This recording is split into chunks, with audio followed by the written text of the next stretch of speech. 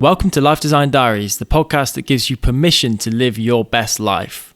If this is the first time listening, we are Lucy and Ross Mangini, married, entrepreneurs, and traveling the world all at the same time.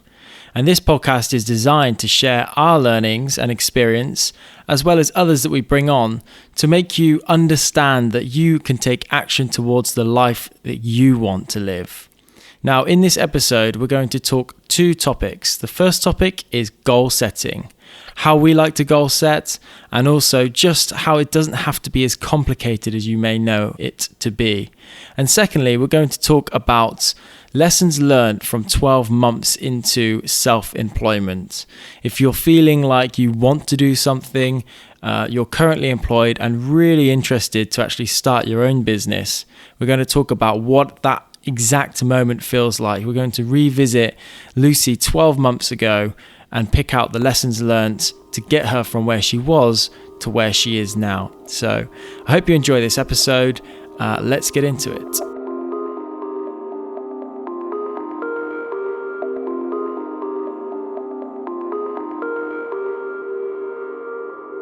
We're recording this episode from Chiang Mai, Thailand. We've been here 2 days? No, I think we're on fourth. Four days. 4 days already? Yeah. Wow. I can't believe how quickly that's gone. Yeah, we're a lot more settled here, aren't we? So it's it seems to be going a lot quicker. Yeah. And just wanted to kind of set the scene really to give you guys a bit of a picture as to what we're looking at as we're recording this. We've got a nice little one-bed Airbnb apartment just off of, how do you say it? Is it Nimman Road? Nimmanen or something. We probably should know that word. But it's essentially a 1 kilometre road with loads and loads of coffee shops, bars, little street food markets and stuff. And it's just like a nomad's paradise, really. And it is really, really nice because coming from Vietnam, where the roads are just crazy, insane, bikes everywhere. Horns beeping every 2 seconds. Here, it's not a lot of chill. Here, it's really like it's just all cars. It's chill. You can just walk down the road, which I know may seem like a really average thing for most people, but for us, just walking down a nice road is something to be appreciated. A little bit more relaxing. Yeah, it's like very cosmopolitan here. It's like an Asian Cosmo. I love it. It's nice. It's averaging about 30 degrees every single day. And we've got a really nice clean place. We've got a balcony. So right now we're looking out through our glass patio doors onto the sort of mountains of Chiang Mai.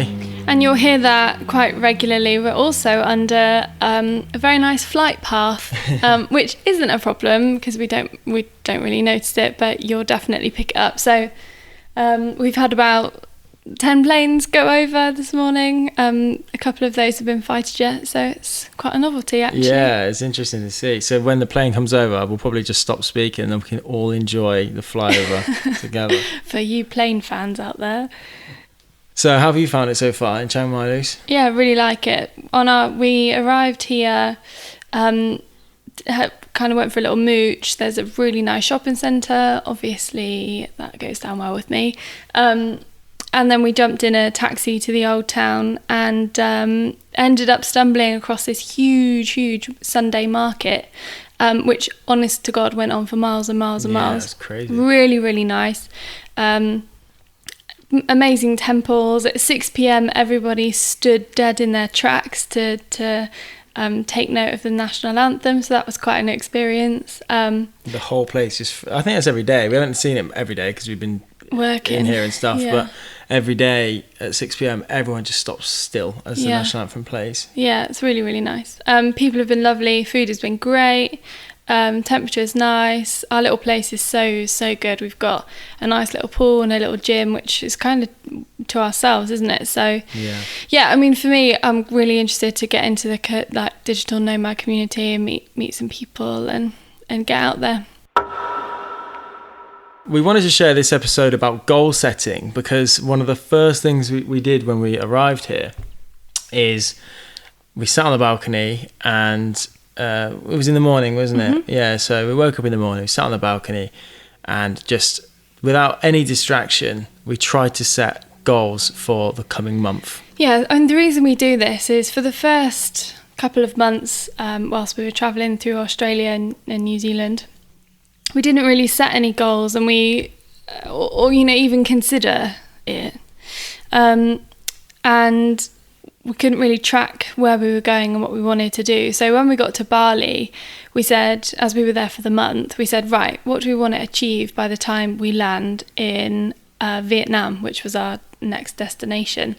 So we literally just sat down, listed out all of the businesses and where we wanted them to be, really like tangible targets. And then we've done that for the last 4 months now, every place that we've been to.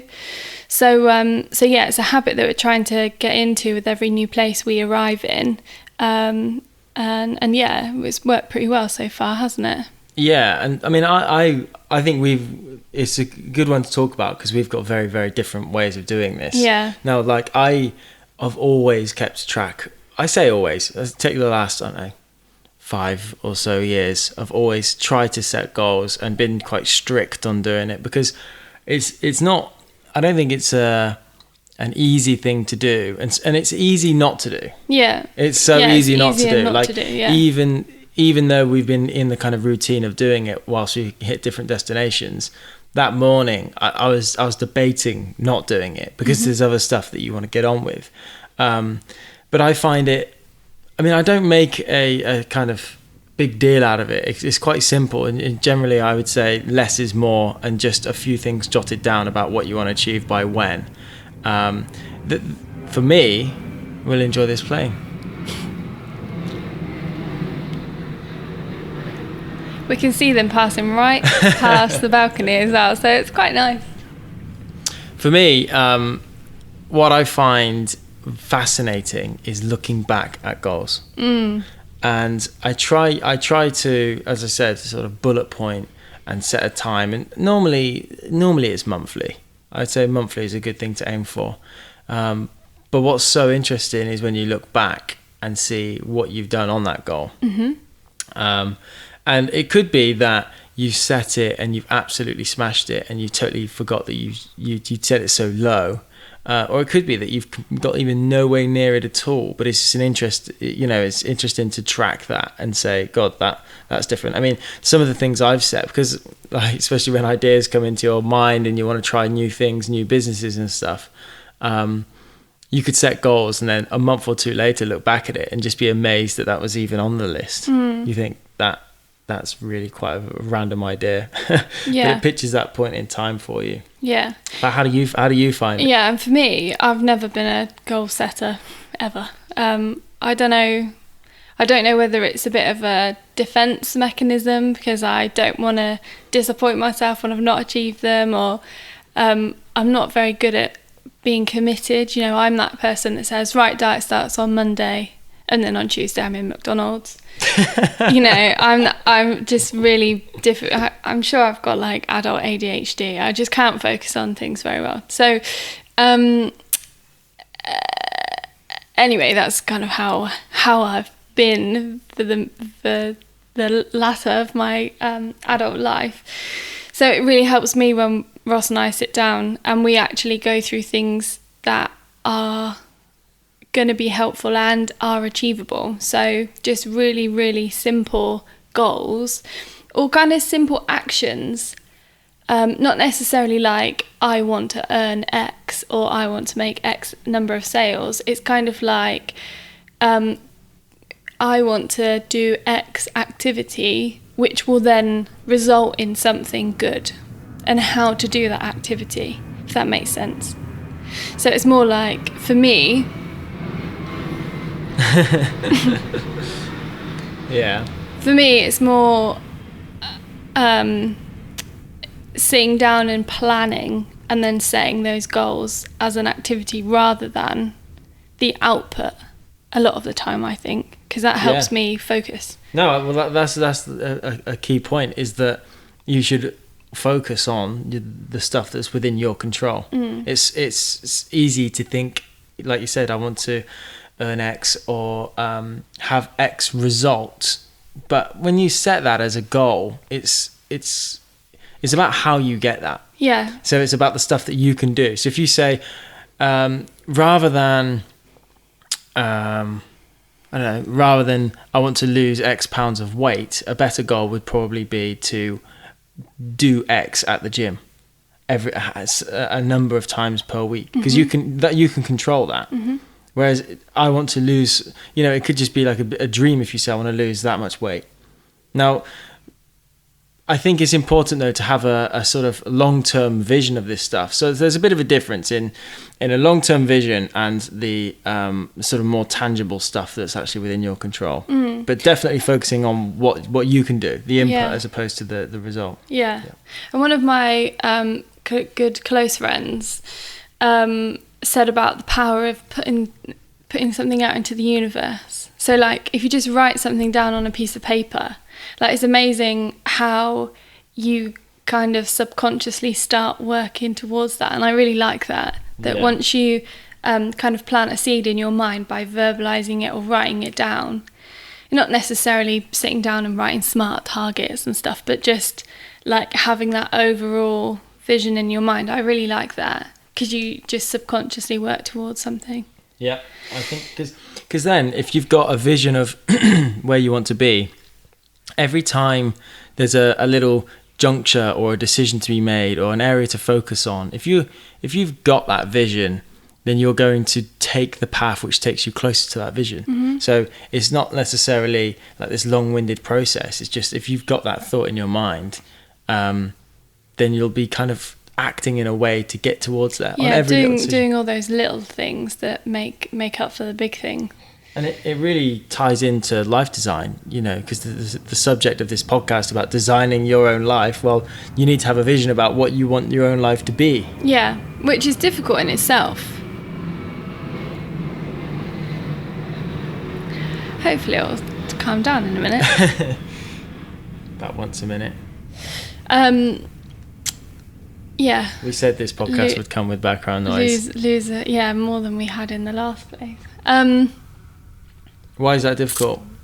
Because I certainly find it difficult thinking about the overall picture. I'm not sure why, but if someone said to me, "What do you want Six Stories," which is one of the companies that I own, to look like in a year's time, I'd quite struggle with that. And as a business owner, I know that that's probably not the right thing. Well, I mean, who says what's right and wrong? But I do struggle with the overall vision and what I would like our life to be, because I'm just quite happy being happy.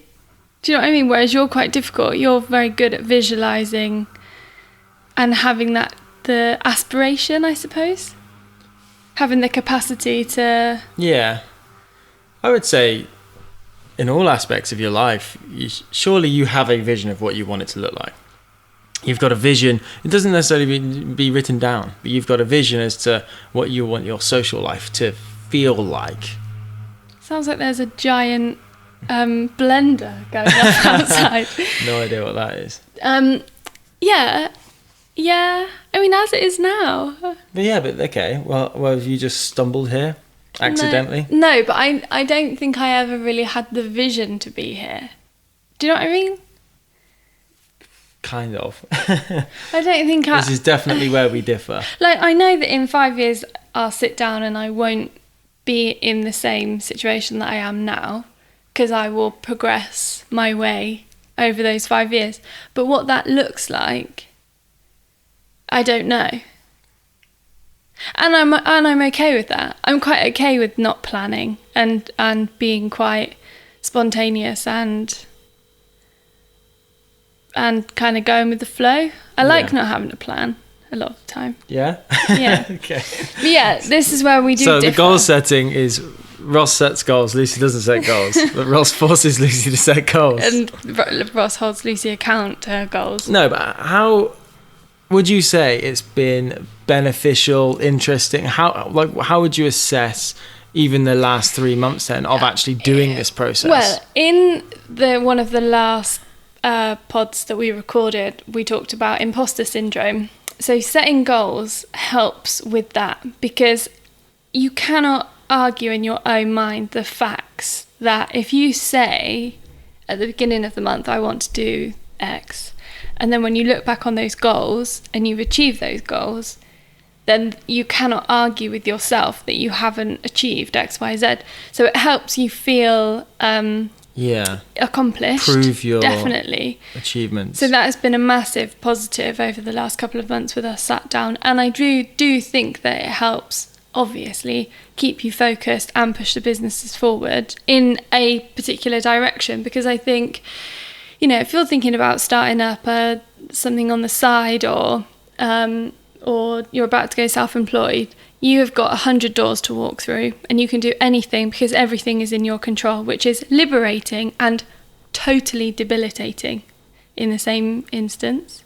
So I think that sitting down, particularly with somebody else, and just thrashing out, I really like the idea of this, or that really gets me going, you can help navigate yourself through one of those doors to help you get going.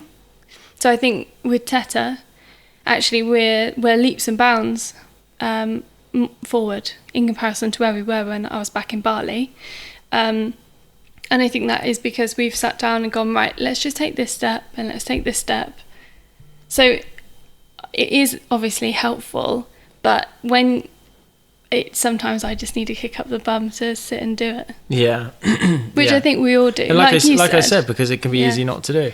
I think the thing that's really important is to just take a minute and think about, it doesn't necessarily have to be a long-winded process of writing down your goals.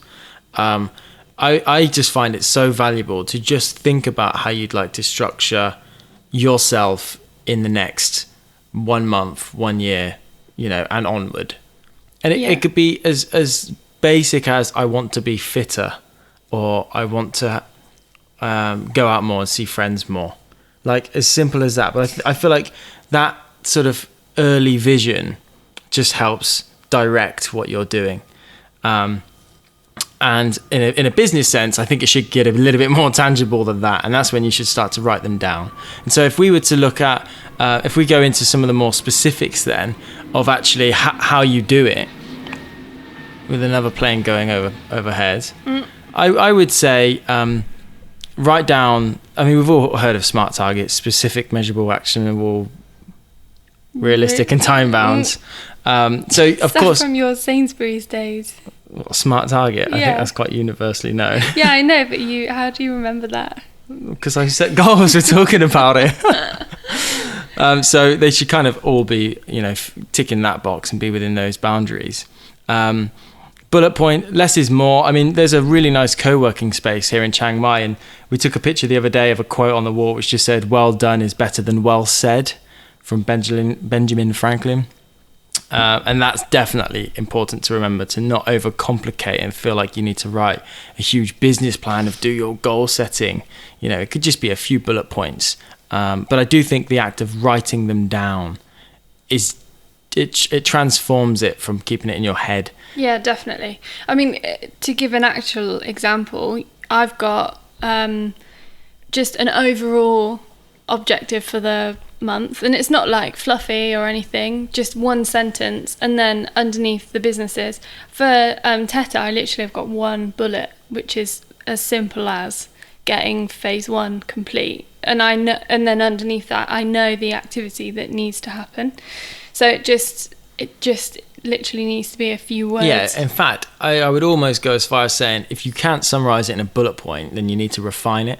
Yeah, because I think we've all been there and done a kind of business planning session at some point, or done some targets as part of like a performance review. Think about performance reviews, actually, when you do a yearly performance review and you write out all of the targets, either for yourself or when you're managing other people, you do it for them, and you've got all these targets and goals for them, and you feel like the sheet of paper that's in front of you, it's just there for the sake of it. Then nothing happens, and the reason is just overwhelming. Like, simplicity is the most important thing. So if someone has one goal to do, that's a lot better than setting them 10. And then on a kind of actionable, more daily level, so I do that process monthly, and I really enjoy tracking that monthly. And I've got like, okay, in 3 years time I'd like to do this and this, and that's kind of like just sat there in the background and I'll just use that as an interesting thing to look back on in 3 years time. I don't think that's like more of a practical thing. But I think to-do lists comes into this. You know, how do you actually then break down a monthly target into something which you do every single day?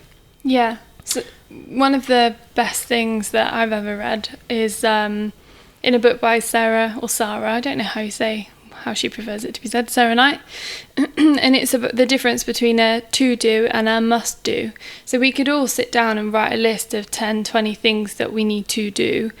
But what do you absolutely have to do that one day? And circle through those and do those. And how many things would there normally be on that list? Oh, not very many. Today I've got about 4 that I have to do 4? today. You still only see yeah, 4? But they're like a few. They're must-dos, but they're not very big. It's more like customer stuff. But and it's usually the shit that you don't want to do. Yeah. Exactly. Well, that's the other book that I could point to is Eat the Frog by Brian Tracy. Yeah. For anyone that doesn't know, as a quick kind of summary, talks about eating a frog and if you eat a frog, like you actually have a frog on your plate that you eat, then that's going to be the worst thing that you're going to eat that day. And so if you eat that first, you know that for the rest of the day, all your food is going to be nicer. Because you've already eaten the frog. Yeah. So essentially, get the worst task out the way. So once you've refined a to-do list, which I think should be kind of almost maximum 3 points, you may have 4, but I don't think it should be more than 5 at all. I think it should be really strict on yourself to strip it down. Then do the worst one first. For me, one thing that really helped is not looking at any external influence until getting that thing done.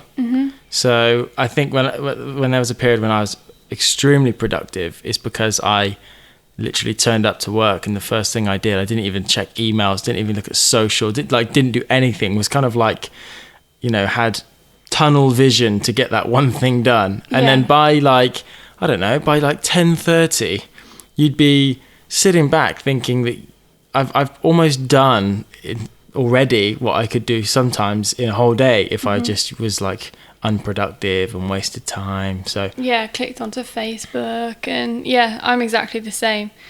I have to put my phone on flight mode, put it in a drawer, and like almost not pick it up because I'm terrible for opening up WhatsApp web and being distracted over here. And I completely agree. You just need to get it done.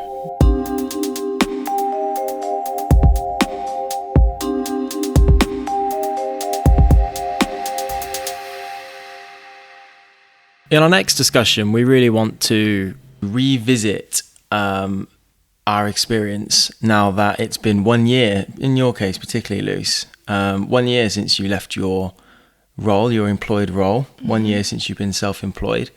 And so we wanted to use this as a bit of a time to reflect and kind of pick out some of the lessons that you in particular have learned along your way. For anyone that's currently in a situation that you were a year ago or maybe 18 months ago, so employed, enjoying your job, but you want to do something yourself. So we're going to kind of hone in on that transition. So do you want to, first of all, Lucy, just place yourself where you were 12 months ago from now? Okay, so I'd spent January to May mulling over in my mind how I could grow a business myself in the bridal industry, because I was so convinced that I wanted to do something myself, and we were getting married the following month. It's nearly our first year wedding anniversary. It's nice. Is that why when is it?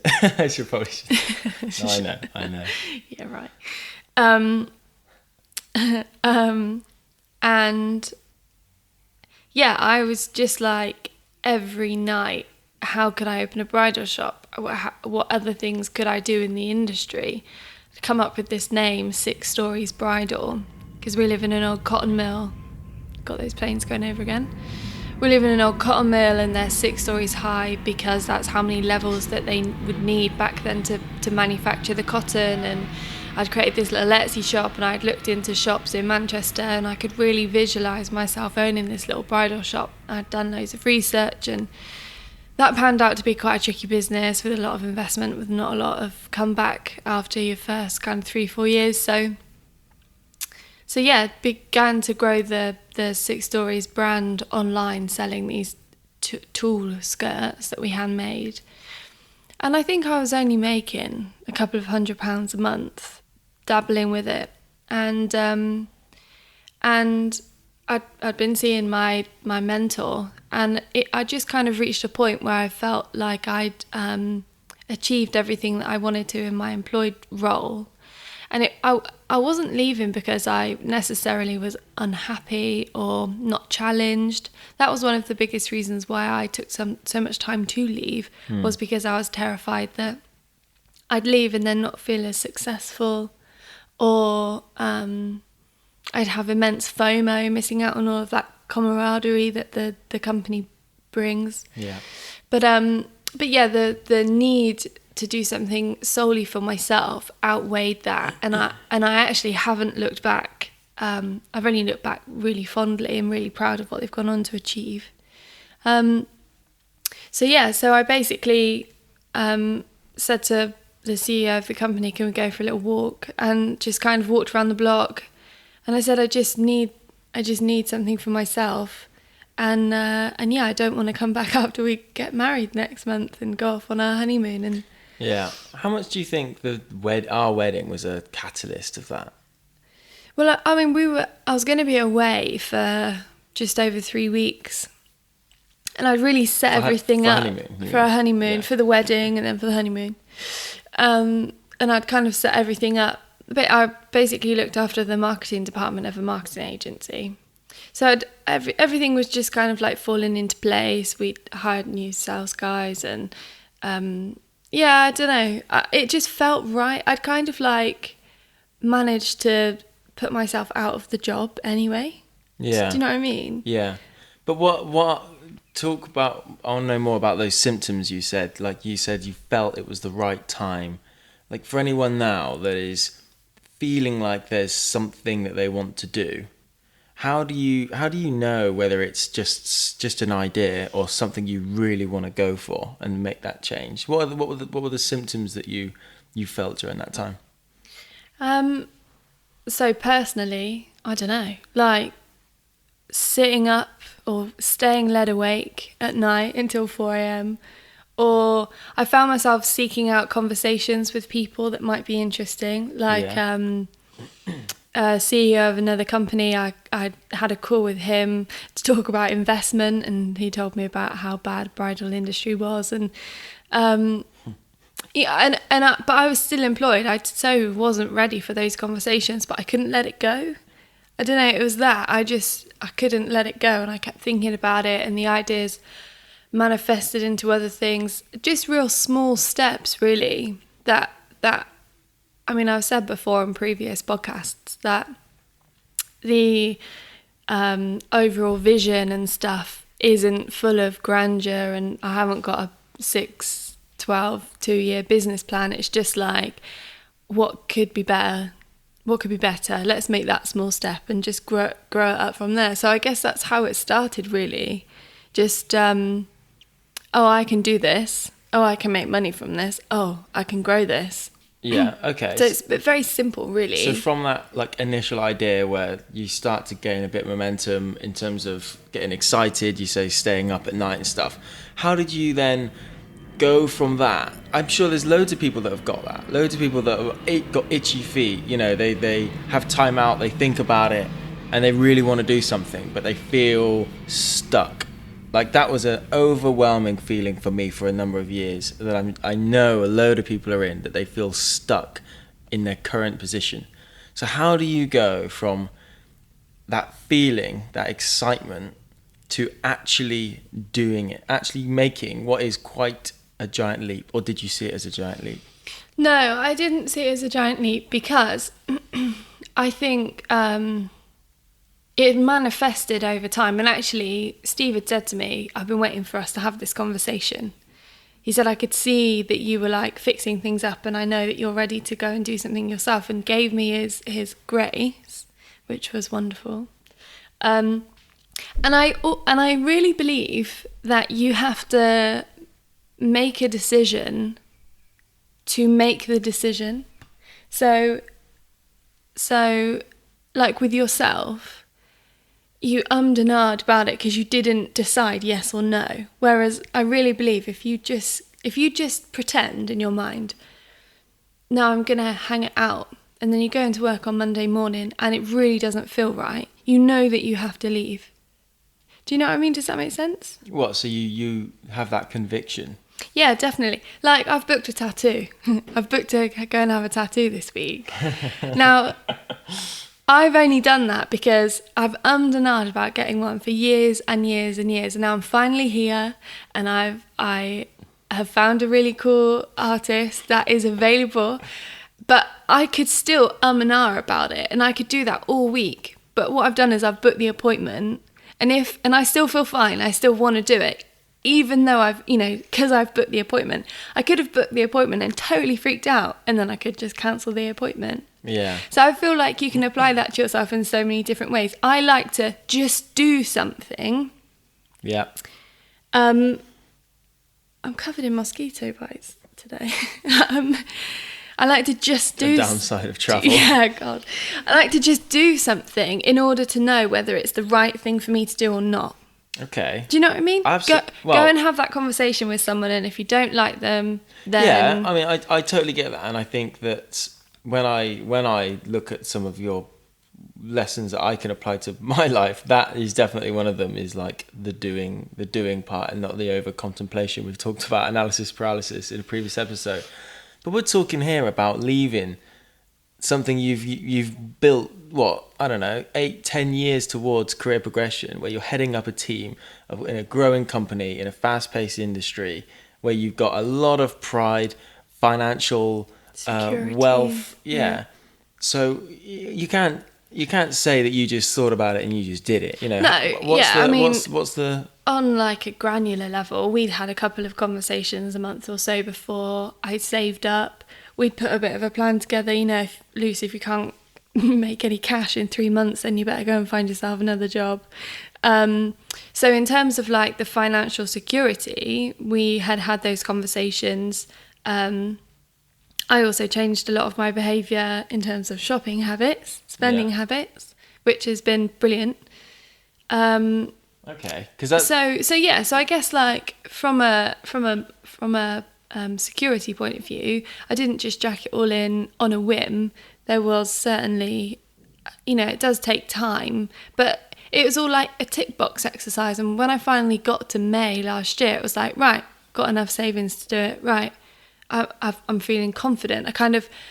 I'd waited for such a long time for that self-belief to kick in. Oh, right, now it's time. Well, it's never the right time. And that self-belief never comes flooding in. That self-confidence, for me anyway, I'm still waiting for it to happen. But you've just got to go with it. You've just got to try. And no matter kind of where you get to, you still want to go on further. So that the idea that, if I do that, if I earn that much, if I hire this many people or make these many sales, that isn't the answer that you're looking for. Mm-hmm. You don't all of a sudden like get this sense of achievement and self-belief and la la la, because then you just want the next thing and the next thing. So I think now I understand, and this whole journey has kind of made me realise that it's all just an ongoing process, that you don't actually ever get to see the light at the end of the tunnel. Like with 6 stories, we now have got 3 people, 4 including myself, that are working on the business. And that just brings more headache. Whereas 6 months ago, when it was just myself and one other, I would have killed to have more people in the business. And back then I would have thought that was the answer. Well, it's not the answer, because it just brings more problems. Yeah, it's like as it evolves, it just... Yeah, which is obvious, now. Changes. But so I think that if you're stuck in your job, the answer won't ever come. You need to make answers for yourself and make change. So have those conversations with people and just see where it takes you. Look on LinkedIn, look on Twitter, look at what you fancy doing. Just start talking to people. We arrived here in Chiang Mai a couple of days ago. I jumped straight onto the Facebook Chiang Mai Digital Nomads Facebook group and joined this little group. One of the entry questions into the Facebook group is, have you ever given a talk? Well, I've done a couple of talks when I worked in my last place, and the dude has asked me to go in on Friday and give a talk. So, and I'm going to do that. I mean, I'm only here for 3 weeks. There's probably not going to be much benefit to me, but just putting yourself in uncomfortable, different, interesting, challenging places, I definitely think reaps copious rewards. Yeah. So I guess looking back. Well, I just wanted to ask you. You said so. You said the time's never right, but you've also said that we looked at it and we said we've saved up some money. So what's like the I think the other very, very important way to look at whether it's right time or when the right time is to actually decide to go it alone is looking at the downside. So not just the, oh my God, I'm so excited, I could do this and I could do this, but what's the risk? So how did you assess that at that moment in time? And how did you set yourself up? You know, how long a grace period did you have? Well, we had about 3 months. We looked at our costs, our overheads, and what I would need to start making. And really the other risk there wasn't too many, apart from a financial risk. Well, yeah, but that's the biggest one in most people's cases. Yeah, but I mean, we'd sat down and we budgeted. Well, not budgeted, but worked out our outgoings. But that's an interesting. So in order to do it, in order to have like a very practical step, if you're in this situation, you need to have your finances in order. Yeah, definitely. Yeah, so I definitely changed how I was living my life. Before I was quite frivolous, and if I wanted to do something, then I bloody did it. I didn't wait for birthday money to roll around before I bought a new handbag, like you might do. You're really good at being patient with the things that you want. I wouldn't buy a new handbag. So yeah, just like change my behaviour because I knew that it's what I wanted. Yeah. I knew that I wanted to live a life where I was in control. Not that I wasn't before, because I'm not. This isn't like playing off being employed by that particular employer, because they were brilliant. But it was more about like it's, without getting too bloody deep. It's more about proving to myself that I could do something. Yeah. Because I look at the sales figures, I look at the stuff that we've achieved, and I can't believe it. Can't believe that we're sat here. So it's more about that, the sense of achievement and fulfillment. Yeah. Yeah. I totally get it. I think that's one of the biggest reasons to go self-employed, because like before I did it, I saw quite a few people, and so a lot of people said, well, why do you want to do it? Because you can have what you're looking for now in your current role. You're in a managerial role in a growing company as well. So why can't you have that sense of achievement, pride, in terms of what you're doing?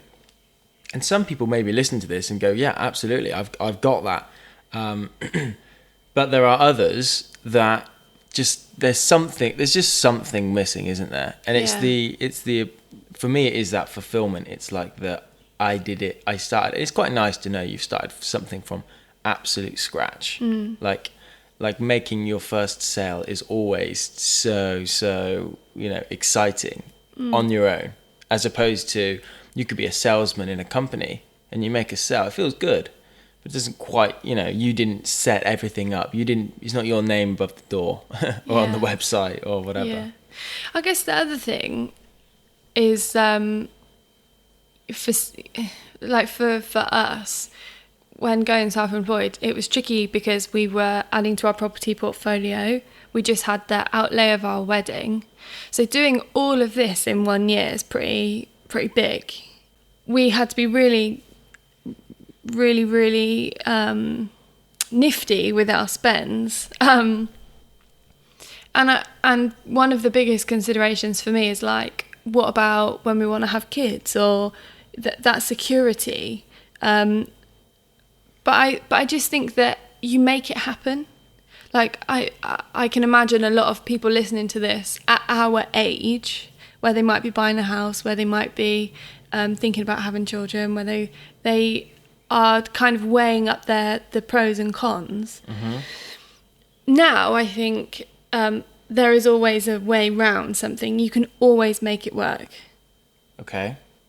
And that's another thing I think that I've learned. Like, it's not that big a deal. You're a tiny grain in the sand of like the bigger picture, and you will make it work.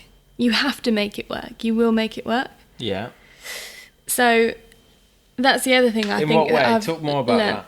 Well, so does that mean that as you were evaluating, the decision to go travel in the world at 28 versus have, well, the decision to have babies wasn't right on the table, because I'm not sure I wanted to have babies just yet. But how does your way of thinking there help evaluate that? You'll make it work? Because I think that a lot of people would be like, well, I'll just string it out for another year or two, because then I'll get my maternity, or, what about all those paid holidays that I can take? But in my mind, I think you will make that work. Yeah. If you decide to work on your own business, or your own side hustle. And the way you then relate that, is that a self-belief thing? Is that by telling yourself that and believing that you know that you can do what you want, as opposed to be restricted by the current, by that conventional way of thinking, I think. Because I think I look at last year and I look at all of the things that we managed to do. No way would I have thought we could have done that being self-employed. Yeah. But yeah, and we did. And that's because we worked really hard to make it happen, and we learnt hard, and we pivoted when we needed to, did other things. So yeah, I guess that's another thing that has been quite an interesting thing to learn. I don't know whether yeah. What? I guess it's not necessarily a self-belief. It's more about like really being tenacious with how you live, with what you want to achieve, and how you can achieve it, and doing it. Yeah, and not feeling that you would love to do this. When people say that, when people say, I would love to do that, that's quite an interesting one, because is that they would love to do it, as in they want to do it, or that they just dream of doing it and they don't believe they can do it. Do you get what I mean? Yeah. It's like, oh, I would love to do something like that, and by what you're saying, then you can absolutely flip that round and say, well, you take it from I'd love to do that to how do I do it, and then actually just have the purpose and conviction about you to go and do it. Yeah, because you can. Yeah. Because also, I think for me, like, if there are gaps in my knowledge, I absolutely go out and speak to the right person to find out the answer. So if you are maybe not in a services industry where you might be selling, or because I think you learn an awful lot being like in that sales or account management role. Yeah. With how to get yourself out there, because you've done it for a company. If you're I don't know, a developer or something like that, and you want to go freelance and you have no idea how to go and get business, or we met like the loveliest girls a couple of weeks ago, and we were talking to them about people per hour and how they can get online rather than working in a bar. This girl, who is a brilliant marketeer, could do that while she's on the road. She had no idea. Like, there are people out there that can open your eyes to things that you can do. If you have no idea how to go and get business because you're a designer and you've never spoken to a client before, someone has. Yeah. So I think there's so many really positive, eye-opening things that you can do to give you freedom, to give you this massive sense of fulfillment, and really completely change your life. And pursue exactly what you want to Yeah. do. Okay, so bringing it right back then to, as a summary then, what advice would you give someone that's in this position now, where you were 12 to 18 months ago, really wanting to do something, and they're kind of looking for what they need to do now? What's the summary? Okay, so get your foundations laid. I think, and think about the bigger picture. If you're renting at the moment, or you're sharing a place with somebody, start laying your foundations. Look at how you can buy. I really do believe in what you can healthily put your money into, whether that's property or investing or whatever. So lay your foundations, look at your outgoing, reduce that, start saving some cash, and start really getting hungry and excited for what you can do. Yeah. Speak to as many people as you can, learn as much as you can, and just have your mind open, because there is so much out there, so much that I don't know, you don't know, that, just be open and hungry to learning. Yeah, that's a good point, actually, because you said there's never a right time, and that's so true, in that when you're on your own, as anyone who's self-employed knows this, you're kind of entering the unknown path, like nothing is guaranteed. And so you almost better get used to that quickly. And so there's no point when you're employed waiting for what is the right time or certainty, because there's never certainty. There is never certainty. So, there will never be that time. So you are entering the unknown, aren't you? Yeah. So yeah, get your foundations laid, keep learning, and just go for it. What is the worst that can happen? Tell yourself, what is the worst that can happen? I know that I've said in previous conversations about a bit of an imposter syndrome and struggling with some confidence, but what I do know, and what everybody that is currently sat at home employed, is you are currently employed. You can be re-employed. If it all goes tits up in 3 to 6 months, you can walk back into a job with your head held high to say, I'm here for the job, I tried to do something for myself, but actually I'm walking back into the same position or in another company. Yeah. And you will have done nothing apart from learn.